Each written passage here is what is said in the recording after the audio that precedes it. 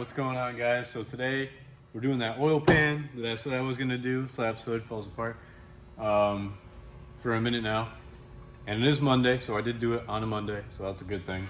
But we got the old oil pan out, so this is pretty much what the EJ20X oil pan looks like. It's got like the windage tray on the inside, not bad, baffling wise, but compared to what we got now, this is going to hold oil a lot better from splashing up, so a lot more beneficial in the end. On the top of that, they got the magnetic drain plug down there, so that's really nice. And then it's all nice and clean up here. And you don't have to put a seal here because everything will just drain back in from the back of the head into there, or back of the block into there.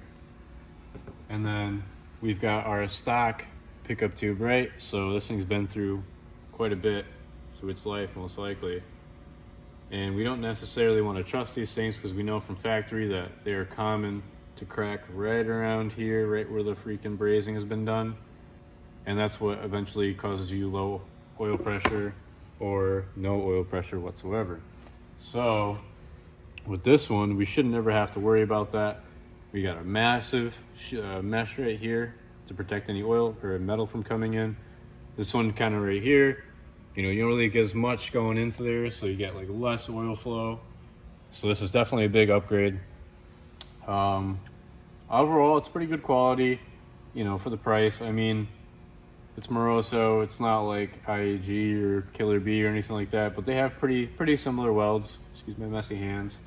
10 out of 10, when you go to put this seal on, make sure you put some like silicone lube or something like that on it, because you don't want it to go in dry, or else you could crack it, or you could get it stuck, and you don't want that to happen.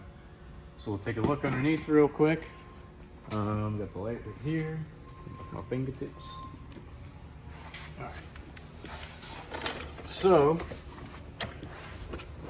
while we're in here, so the stock pickup tube, when it came out, it used this bolt hole right here.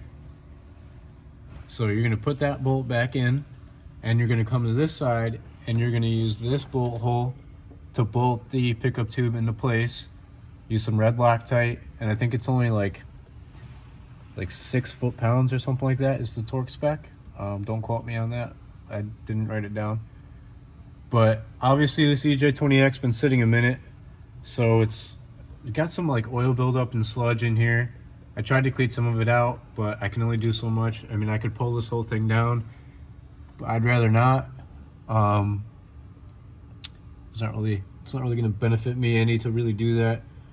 I mean, but I could see everything inside of here for the most part. I mean, you could grab your cant, you could check for any shaft play or bearing play, and everything's like pretty much tight for the most part. I mean, if I pulled this whole thing down and like rotated the engine over a little bit, you could definitely get in there and see everything. But for the most part, it's looking all right. I came through here and I scraped all of this out. Made sure to get all of the old RTV off, or Fujiban from factory. I'm gonna take a piece of Scotch-Brite and just clean it up, make it kind of look nice. It's not really gonna do any difference than what's already been done. You just get rid of some micro scratches and stuff like that. But otherwise, we're just gonna put all these studs in that the Moroso pan came with, and then we'll just bolt them into place, and then I'll catch back up to you in a little bit.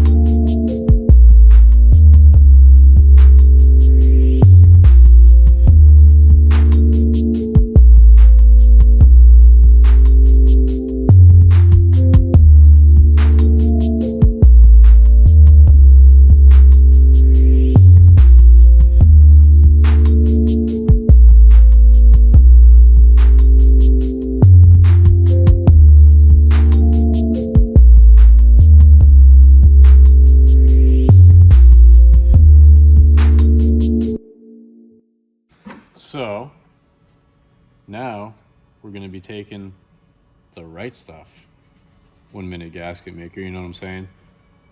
Because I've used this stuff plenty of times instead of Fujiban, and it works just fine. And I don't have to wait 24 hours. Realistically, you just gotta wait like an hour before you put oil in it and turn everything on. So, by the way, we're not using these studs anymore because when I put them in, like they were all different sorts of lengths, and like one of them went straight through because there's like a straight through hole. So I'd rather not use these. So we're just gonna go back to using the OEM ones, which I have on the pan down there. But for now, what we've got to do is just dress up this whole oil pan with a bunch of this goop. So we'll just come down through here, make nice fat beads, straight through and through. Be consistent.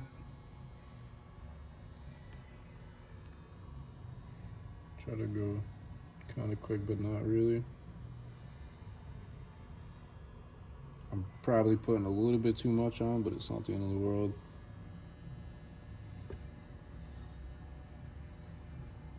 Go around the holes.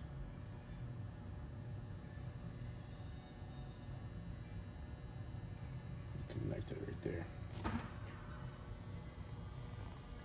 And I'll smooth this out by hand. There's a decent thick layer here that you can see. I mean, I'm pretty consistent all the way through and through. Maybe like a couple millimeters thick.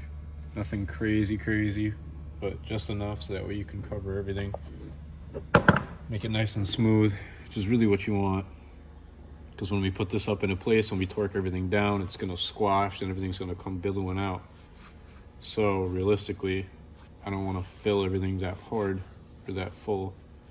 And then what we'll do here is I'll take one of these studs that I'm not gonna use anymore, and I'll just find all the holes, clean out the holes of RTV. So that way they don't get lodged full when I put those in there and create a hydraulic pressure situation where these are pushing in, sealing themselves into place, and either blow out the hole or blow out the threads, because that does happen. It's part of physics, part of science. It's not a fun science when you learn it the hard way. Like me, I've learned it the hard way. It's not fun. Shouldn't be any more over here. This one right here.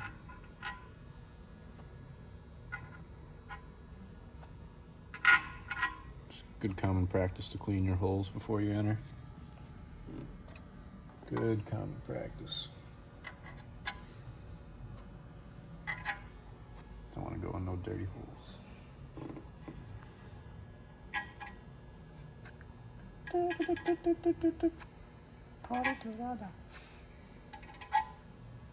That's how you know we'll get a bunch of views. As soon as you start saying da, da, da, da, da, they're gonna be like, oh, Instagram memes plus 5,000. So yeah, that's the final product of what we'll want to see. I'm no professional by any means, but I kind of know what I'm doing sometimes. Just make sure it's nice and clean. I really should have worn gloves. I regret it, but it's fine. It's okay. This will just prove to you that you should wear gloves when you do this. It's really bad for your hands, by the way, actually. Like, really fucking bad. This stuff, not good. This is all nice and clean. See this side? That's a little suspicious. Maybe not. I'm too close to the edge here.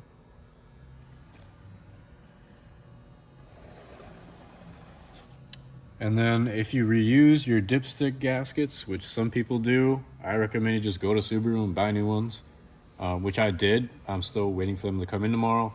So I'm just gonna put all this in and then pull the dipstick tube out again later on and replace it.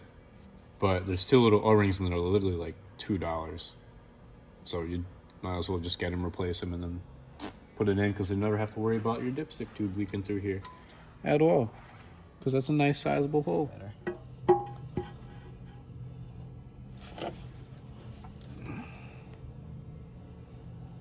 Now we're just gonna stick our bolts in the hole. Oh boy. Yeah, so we skipped the stud idea because I just did not like those whatsoever. So we're just going back to the OEM style bolts. And honestly, they're more than fine.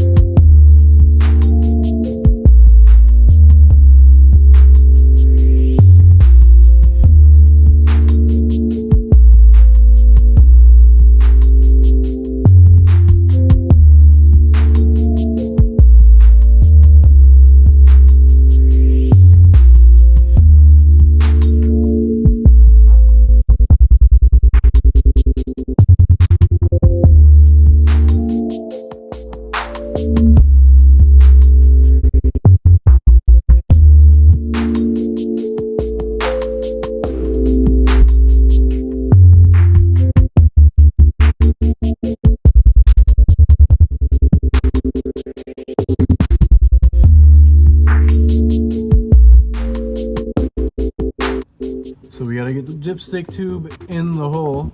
So Sam's gonna stay here and make sure that this just stays straight because it's gotta go in pretty much like this. I've already gotten it most of the way in. It's probably about down to here. It's just this last little piece. This last O-ring has to get past here and slide down in there.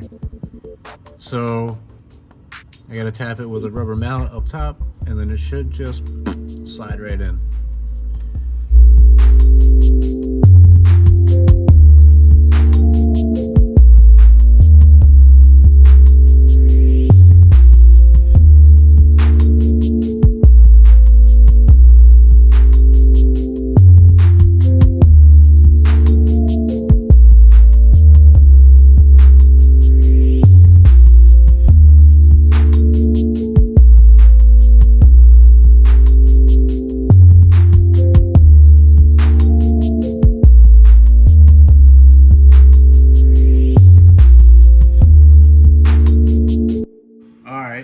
So it's been a good what was it? 4 hours so far.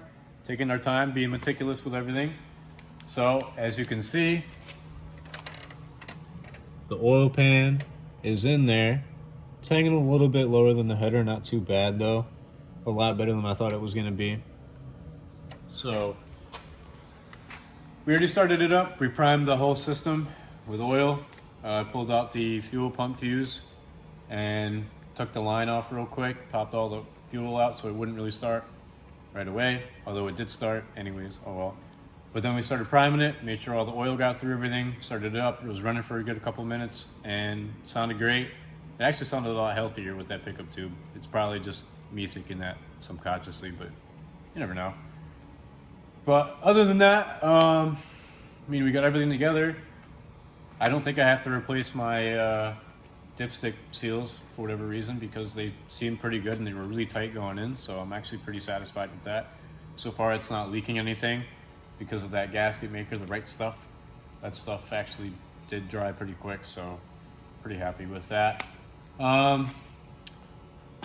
It's pretty much on Thursday we got the whole timing system to do.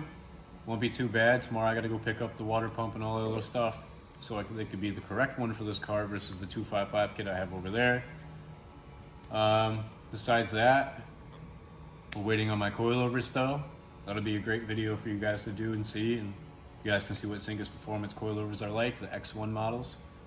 Actually, they're pretty nice. I got photos of them already, they're really nice. But besides that, like, comment, subscribe, stay tuned for more content. We'll catch you in the next one.